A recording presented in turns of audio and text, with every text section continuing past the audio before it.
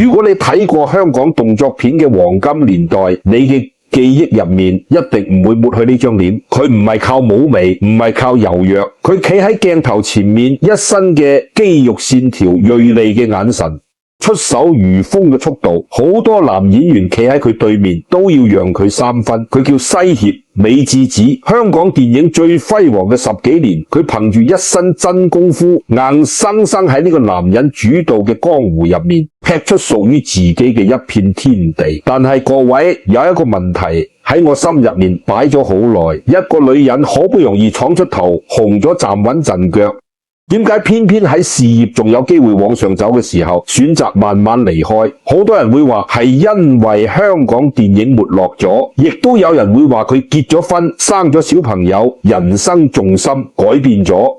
呢啲講法都有道理，但唔係全部真相。如果我哋將佢一生嘅軌跡好似睇一幅地圖咁攤開，你就會發現佢真正改變嘅從來都唔係事業，而係佢對成功呢兩個字嘅理解。所以今日我唔想單純同你傾西協美智子後來去咗邊度，我想從佢嘅人生經歷、面相同埋傳統命理嘅角度，同你一齊探討一個問題。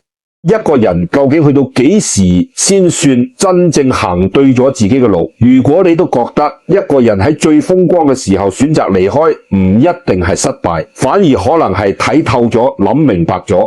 請你喺留言區打低4個字：知進知退。好，我哋翻去屬於香港電影嘅黃金年代。要了解西協美智子，你首先要明白一件事，佢喺日本出世，成長喺一個完全唔一樣嘅文化環境。大眾最早認識佢係因為過人嘅身體條件。嗰個年代，日本正興起健身同肌肉訓練嘅風氣，而佢就係嗰批女性健身人士入面最耀眼嘅一位。你諗下80年代嘅香港銀幕上面最當紅嘅女明星係咩樣子？林青霞、張曼玉、松楚紅各有各嘅美，但嗰種美都好傳統，苗條柔美，充滿女性氣質。但西協美智子完全唔一樣，佢身上嗰種力量感、嗰種肌肉線條企喺度，就好似有一股勁風嘅氣勢，同當時嘅主流審美完全係兩個路數。咁佢點解會嚟到香港呢？其實故事唔係好複雜，只係有人發掘到佢覺得呢個日本女人身上有一種香港女演員冇嘅特質。壓迫感，佢淨係企喺嗰度乜都唔使做，你已經感受得到一股殺氣。呢種殺氣唔係演出嚟嘅，係佢長年刻苦訓練刻入骨血入面。嗰個時候嘅香港電影動作片正處於最火爆嘅階段，男打星一抓一大把，成龍、洪金寶、元彪、李連杰個個都好能打，但係女打星呢，屈指可數。就算係識打嘅女演員，可以令觀眾留下深刻印象嘅更加少之又少。西協美智子就係喺呢個關鍵時刻被帶到香港，佢唔係過嚟拍文藝片嘅，佢係要靠打闖出屬於自己嘅位置。而且佢真係做到咗。點解？因為佢身上有3樣特質係當時香港女演員普遍欠缺嘅。第一，身體條件，佢嘅肌肉量、爆發力、反應速度都係經過系統訓練得嚟，唔係花拳繡腿。第二，語言同文化嘅反差，一個日本女人喺港片入面靠動作表達自己，呢種異域感本身就充滿辨識度。第三，氣場，佢唔使講說話，淨係一個眼神就可以鎮住全場。呢3樣嘢加埋一齊，令佢好短時間之內成為香港動作片入面繞唔開嘅一個名字。但亦都正係呢3樣特質，後來亦都成為咗佢不得不離開嘅原因之一。呢個伏筆我哋先擺喺度。好，咁當年嘅佢究竟有幾紅？我講幾個畫面，你自己感受下。嗰個年代香港動作片幾乎就係票房嘅保證，能夠喺動作片站穩陣腳嘅女演員10隻手指都數得完。西協美智子唔單止係其中一員，仲係辨識度最高嘅嗰一個。只要佢一出現，觀眾就會知道呢個女人要開打咧。佢同成龍合作過，同洪金寶合作過，同當時頂級嘅動作明星幾乎都有過對手戲。佢唔需要替身，唔需要借位，一拳一腳都係真功夫。喺嗰個替身泛濫嘅年代，好似佢咁真打嘅演員格外珍貴。更加關鍵嘅係佢嘅形象太獨特，一頭短髮，一身肌肉，眼神利如刀。佢企喺嗰度，你就知道佢唔係過嚟談情說愛，係過嚟搏命。呢種形象喺香港電影入面前無古人，後來亦都好少人可以做到。佢唔單止喺香港走紅，仲打入國腳之上。好多海外觀眾認識香港動作片，除咗成龍、李連杰記得嘅女演員當中，一定有佢嘅一席位。但亦都正因為佢太成功，一個問題慢慢浮現出嚟。觀眾淨係記得佢好能打，亦都淨係想睇佢打演，咩角色都要打。打到後來，除咗打，好似已經冇其他出路。好多演員一世人都渴求一個令觀眾難忘嘅角色，但佢面對嘅困境就係觀眾記住佢之後，就唔願意接受佢演其他類型嘅角色。呢個係演員最大嘅幸運，同時亦都係演員最大嘅不幸。就喺呢個時候，香港電影嘅大環境亦都開始轉變。如果我哋今日回頭望西協美智子嘅離開，其實有3層原因。第一層，時代改變，90年代中後期，香港電影開始走下坡，盜版猖獗，市場萎縮，人才外流，動作片首當其衝。成龍去咗荷里活，李連杰亦都離開，就連洪金寶嘅作品產量都開始減少，成個賽道都在收縮。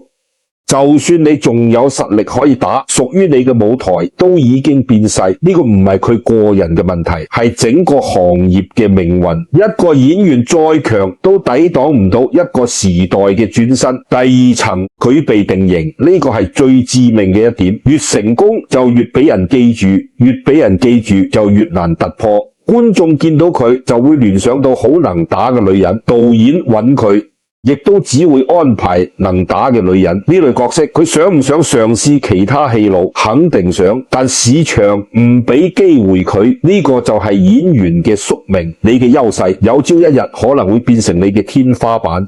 你靠乜嘢走紅，最後就會被乜嘢困住。第三層，佢嘅人生重心開始轉變。好多人唔知道西協美智子後來結咗婚，生咗小朋友，搬去美國生活。一個女人去到人生某一個階段，對於幸福嘅定義可能會發生根本性嘅改變。20幾歲嘅時候，佢會覺得站喺聚光燈底下就係幸福。30幾歲嘅時候，佢可能會覺得擁有安穩嘅家庭就係幸福。40幾歲嘅時候，佢或許會覺得睇住小朋友健康成長就係幸福。呢啲轉變唔係失敗，係成長。所以佢嘅離開唔係突然人間蒸發，佢唔係從這個世界消失，只係離開香港嘅聚光燈，邁向另一種人生。好多人睇唔明白呢種轉變，只係因為佢哋只懂得用紅唔紅去衡量一個人。但如果你將時間拉長20年去睇，你就會發現佢從來冇遺失自己，佢只係離開咗其他人期望佢繼續停留嘅位置。講到這裡，我要糾正一個好多人都固有認知。好多人以為紅咗，然後離開就等於退出娛樂圈。但如果你認真去翻查佢嘅經歷，你會發現佢並冇徹底離開影視行業。喺美國，佢依然參與動作設計、特技指導，間中亦都會喺一啲影視作品入面露面。佢只係唔再留喺香港，唔再身處最熱鬧嘅舞台，但佢依然做住自己擅長嘅事。只係換咗一種方式，換咗一個地方，所以佢唔係退而係轉。有時候其他人眼中嘅退，只不過係你自己人生入面嘅轉。呢句說話值得你停低諗3秒。好多人一世人被唔可以退呢3個字綁死，明明已經係時候轉彎，卻因為驚人哋話自己運唔落去，硬撐留喺原地，撐到最後只會令自己精疲力竭。但真正有智慧嘅人會明白，方向永遠比所處嘅位置更加重要。就算你喺一個地方站得幾穩，如果方向係錯嘅，站得越穩，只會錯得越深。西協美智子最值得敬佩嘅地方，唔係當年佢有幾咁能打，而係佢喺應該轉身嘅時候果斷咁轉身。佢唔會因為好不容易先紅咗就死守嗰個位置，亦都唔會因為所有人都睇住自己硬撐一山，自己唔想繼續演嘅戲，佢揀咗另一條路，靜靜咁走落去。跟住落嚟，我哋從命理嘅角度睇下佢呢一種人生選擇，到底反映出啲乜嘢好？而家進入命理部分，首先講清楚，我冇佢準確嘅八字，所以我唔會亂講佢係咩格局，所以一定會點樣。呢啲唔係命理，只係亂咁算命。我想同大家分享嘅係傳統命理思想入面一個好好嘅觀察角度。屬於強命嘅人，人生軌跡往往有一個共通特徵，佢哋唔係被環境推住向前走，而係自己為自己開闢道路。咩叫強命？唔係講呢個人一定大富大貴，一生一帆風順，而係呢個人身上擁有一股能量，主動選擇嘅力量。你睇西協美智子嘅一生，幾個關鍵嘅節點，全部都係佢自己做出嘅抉擇。第一個節點由日本去到香港，冇人逼佢，係佢自己願意過嚟。第二個節點由健美運動員轉型做動作演員，冇人安排，係佢自己作出嘅轉變。第三個節點由香港搬去美國，冇人驅趕佢，係佢自己決定離開。將呢三個節點擺埋一齊，你就會見到佢一世人都在主動改變環境，而唔係被動等待環境給予自己位置。傳統命理有句說話叫強命不待時，咩意思？真正有力量嘅人唔會坐喺度等時機到咗先算，佢哋會親手創造屬於自己嘅時機。但呢度仲有一層更加深嘅道理，命理入面所講嘅旺唔等於要一世風風光光。好多人喺呢一點上面理解錯咗，一個人旺唔旺唔可以單純睇佢紅唔紅。有嘅人旺在明星30歲之前舉世聞名，40歲之後回歸平淡。有嘅人旺在財富年輕嘅時候默默累積，中年之後先厚積薄發。有嘅人旺在家庭事業平平無奇，但仔女孝順晚年安穩。有嘅人旺在晚年，前面幾十年都只係鋪墊，最後嘅日子過得最從容自在。所以你睇，如果簡單將旺理解成一世都要紅，你一定會充滿焦慮，因為冇人可以紅足一世。但如果你將旺理解成喺每一個人生階段都可以擁有同自己匹配嘅生活，咁西協美智子嘅一生其實相當旺。早年喺香港，佢旺在事業，後來去到美國，佢旺在家庭，而家年紀漸長，佢旺在自由。呢一種旺比起單純嘅走紅要深厚得多。好，我哋再睇下佢嘅面相。首先要講明，相學唔係算命，相學係睇細細，就係一個人身上藏唔住嘅能量同走向。西協美智子嘅面相有幾個特點好值得講。第一，眉，佢眉骨高眉毛，濃密有力，眉形偏向筆直，唔會彎彎曲曲。傳統相學入面呢一種眉叫做劍眉，代表決斷力同執行力。呢類人做決定好快，唔會猶豫，唔會拖泥帶水。第二，眼，佢嘅眼神一直都好定。你有冇留意佢望人嘅時候目光直視，唔會閃避？呢種眼神代表內心有底氣。一個心虛嘅時候，眼神就會飄忽不定。佢從來都唔係咁。第三，鼻梁，佢鼻梁高而直，山根位置飽滿。相學之中，鼻梁代表一個人處事嘅底氣。鼻梁高直嘅人好難俾其他人影響，有屬於自己嘅主見。第四，下頜，佢下頜骨方中大圓，唔係尖下巴。呢種骨相代表托得住。咩叫托得住？無論人生去到邊一個階段，佢都可以承擔自己嘅命運。得意嘅時候唔會飄，失意嘅時候唔會垮。將呢四個特徵自可處理，就會見到一個好清晰嘅輪廓。呢係一個自主性極強，唔容易被環境牽住走，而且願意為自己負責嘅人。年輕嘅時候佢係呢一副模樣，就算年紀大咗，骨子入面嘅本質都冇改變。說明咩？說明佢內心嘅性格從來都冇變過，佢唔係被命運擺佈嘅人，佢係自己編寫人生劇本嘅人。好，而家我問大家一個問題，如果一個女人年輕嘅時候喺香港紅極一時，後來離開娛樂圈，結婚生仔，搬去美國生活，你會唔會本能咁覺得佢過氣咗？大部分人都會，但我想同你講，呢個判斷係錯嘅。因為我哋習慣用自己嘅標準去衡量其他人嘅人生，你覺得佢應該繼續紅，你覺得佢應該留喺香港，你覺得佢應該把握時機乘勝追擊，呢啲全部都只係你覺得。但如果佢覺得呢啲已經唔重要咗呢？如果佢覺得比起繼續喺鏡頭前面打打殺殺，佢更加想安坐喺美國嘅屋企，睇住小朋友成長，做自己中意嘅事，咁憑乜嘢話佢輸咗成功嘅標準？從來都唔應該得一種，有啲人要身處聚光燈之下先覺得安穩，但亦都有啲人會覺得聚光燈太過刺眼。西協美智子揀咗後者，佢唔係被逼走，係自己主動轉身離開。能夠主動轉身離開嘅人，永遠比被人趕走嘅人多一個選擇。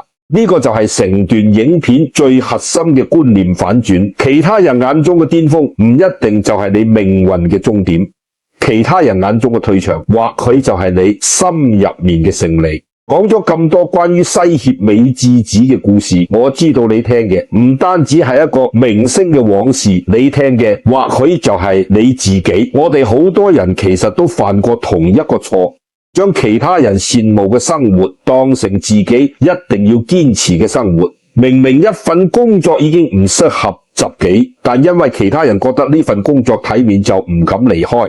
明明一段關係已經不斷消耗自己，但因為其他人覺得呢個伴侶唔錯就唔敢放手。明明已經到咗人生應該轉彎嘅時候，卻因為怕其他人話自己走下坡，硬撐留喺原地。結果呢，撐到最後辛苦嘅係自己，虧欠嘅都係自己。其實真正有福氣嘅人唔一定係一世不斷向上爬嘅人，真正有福氣嘅人係知道幾時應該進，幾時應該退，就算退都唔會糾結，唔會後悔。道德經入面有一句說話叫功成身，退天之道。咩意思？唔係話你成功咗就要人間蒸發，而係當你完成咗一個階段嘅使命，就要懂得為下一段人生騰出空間。20幾歲嘅時候拼命向前衝，係正確40幾歲，仲要好似20歲一樣不斷衝，或許就唔係咁合適。人生唔係一條永遠向上嘅直線，而係一條有起有落嘅河流。該轉彎嘅時候就轉彎，該靠岸嘅時候就靠岸，先係順應天道。所以西協美智子點解會喺事業知名度最高嘅時候選擇離開答案，其實並唔神秘。時代變咗，行業變咗，家庭狀況變咗，而佢自己想要嘅生活亦都變咗。真正值得我哋深思嘅，唔係佢點解離開，而係佢點解敢於離開。有啲人一世人都在追逐人生嘅巔峰，但有啲人登上巔峰之後先至明白，人生真正嘅福氣唔係永遠站喺聚光燈底下，而係就算離開聚光燈，你依然擁有屬於自己嘅生活。佢做到咗。如果今日嘅內容令你有所觸動，請你喺留言區打低4個字：知進知退。或許你而家正在經歷嘅某一次離開唔係失去，而係你人生下一個階段嘅開始。我係沉思說生肖，我哋下集再見。